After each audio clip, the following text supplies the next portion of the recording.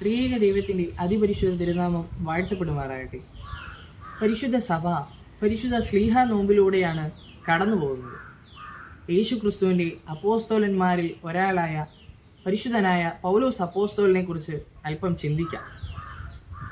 ഇന്ന് വിശുദ്ധ വേദപുസ്തകത്തിലെ പുതിയ നിയമത്തിലെ ഏറ്റവും കൂടുതൽ ഭാഗങ്ങൾ എഴുതിയിരിക്കുന്നത് പരിശുദ്ധ പൗലോസ് അപ്പോസ്തോലനാണ്. ഇന്ന് ഈ ക്രൈസ്തവ സഭകളുടെ അടിസ്ഥാനം പാകിയത് അദ്ദേഹത്തിൻ്റെ ചിന്തകളാണ്. എന്നാൽ ഒരു പുരോഹിതൻ്റെയോ ശാന്തനായ പണ്ഡിതൻ്റെയോ ജീവിതമല്ലായിരുന്നു പൗലോസ് അപ്പോസ്തലൻ്റേത്.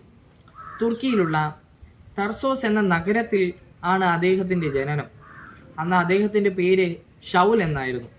റോമൻ പൗരത്വമുള്ള ഉയർന്ന വിദ്യാഭ്യാസവും യഹൂദ നിയമത്തിൻ്റെ അങ്ങേയറ്റം തീക്ഷ്ണതയുള്ള പരിസേനകനായിരുന്നു ഈ ഷൗല്. ആദ്യകാലത്ത് ക്രിസ്ത്യാനികളുടെ പേടി സ്വപ്നമായിരുന്നു യേശുവിൻ്റെ അനുയായികളായ ക്രിസ്ത്യാനികളെ ഉന്മൂലനം ചെയ്യുക എന്ന ജീവിത ലക്ഷ്യമായി അദ്ദേഹം കരുതിയിരുന്നു. അങ്ങനെ ഇരിക്കെ ദമസ്കോസിലേക്ക് ഓടിപ്പോയ ക്രിസ്ത്യാനികളെ പിടിച്ചുകെട്ടി യെരുശലേമിലേക്ക് കൊണ്ടുവരുവാൻ പ്രധാന പുരോഹിതനിൽ നിന്ന് അനുവാദം വാങ്ങി യാത്ര തിരിച്ചു. തൻ്റെ അധികാരത്തിൻ്റെ അഹങ്കാരത്തിലായിരുന്നു ഷൗല്. എന്നാൽ അത് ജീവിതത്തിലെ പഴയ ഷൗൽ എന്ന നിലയിലുള്ള അവസാന യാത്രയാകുമെന്ന് അറിഞ്ഞിരുന്നില്ല.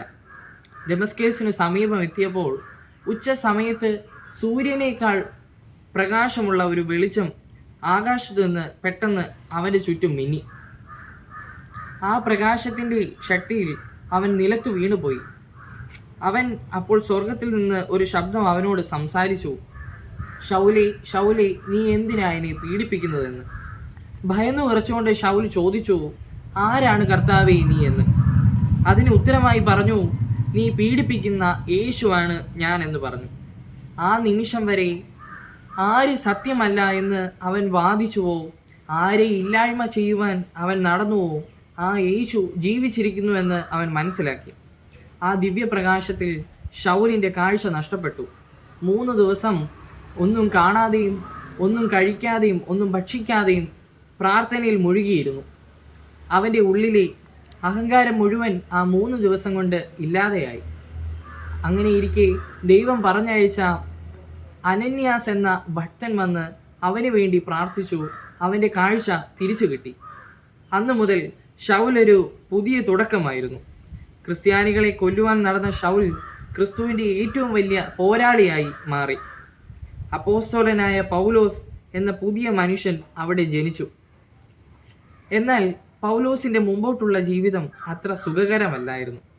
പണ്ട് താൻ മറ്റുള്ളവരെ പീഡിപ്പിക്കുന്ന അതേ തീവ്രതയോടെ അല്ലെങ്കിൽ അതിലും ശക്തമായി ഇപ്പോൾ അവൻ പീഡിപ്പിക്കപ്പെട്ടു. സുവിശേഷം അറിയിക്കാൻ ആയി അവൻ നടത്തിയ യാത്രകൾ അതിസാഹസികമായിരുന്നു. ഇത്രയൊക്കെ യാതനകൾ സഹിച്ചും അനുഭവിച്ചിട്ടും എന്തുകൊണ്ടാണ് പൗലോസ് തളർന്നു പോകാത്തത് എന്ന് അതായിരുന്നു അവൻ്റെ ജീവിതത്തിലെ ഏറ്റവും വലിയ അത്ഭുതം. പലപ്പോഴും ജയിലിലായിരുന്നു പൗലോസ്. ബൈബിളിൽ ഏറ്റവും സന്തോഷമേറിയ ഒരു ലേഖനമാണല്ലോ ഫിലിപ്പിയർക്ക് എഴുതിയ ലേഖനം. അത് പൗലോസ് കാരാഗ്രഹത്തിൽ കിടന്നുകൊണ്ടാണ് എഴുതിയത്. കർത്താവിൽ എപ്പോഴും സന്തോഷിപ്പീൻ എന്ന് വീണ്ടും പറയുന്നു. എന്ന് കാരാഗ്രഹത്തിൽ കിടക്കുന്ന ഒരാൾ പുറത്തുള്ളവരോട് പറയണമെങ്കിൽ അയാളുടെ ഉള്ളിലെ സമാധാനം എത്ര വലിയതായിരിക്കണം. തനിക്ക് നേരിടുന്ന കഷ്ടപ്പാടുകൾ സുവിശേഷത്തിൻ്റെ പ്രചാരണത്തിൻ്റെ കാരണമായിത്തീരുന്നുവെന്ന് അവൻ വിശ്വസിച്ചു. ഒടുവിൽ റോമിലെ ക്രൂരനായ ചക്രവർത്തി നീറോയുടെ കാലത്ത് തൻ്റെ വിശ്വാസത്തിന് വേണ്ടി രണ്ടാമതും ജയിലിൽ അടയ്ക്കപ്പെട്ടു. തൻ്റെ അവസാന നാളുകളിൽ തൻ്റെ പ്രിയ ശിഷ്യനായ തീമോത്തിക്ക് എഴുതിയ കത്താണ്, ഞാൻ നല്ല പോർ പൊരുതി, ഓട്ടം തികച്ചു, വിശ്വാസം കത്തു, ഇനിയും നീതിയുടെ കിരീടം എനിക്കായി വെച്ചിരിക്കുന്നുവെന്ന്. അധികം താമസിക്കാതെ റോമിൻ്റെ ഭ്രാന്ത പ്രദേശത്ത് വെച്ച് അവൻ്റെ തല വെട്ടപ്പെട്ടു എന്നാണ് ചരിത്രം നമ്മളെ അറിയിക്കുന്നത്.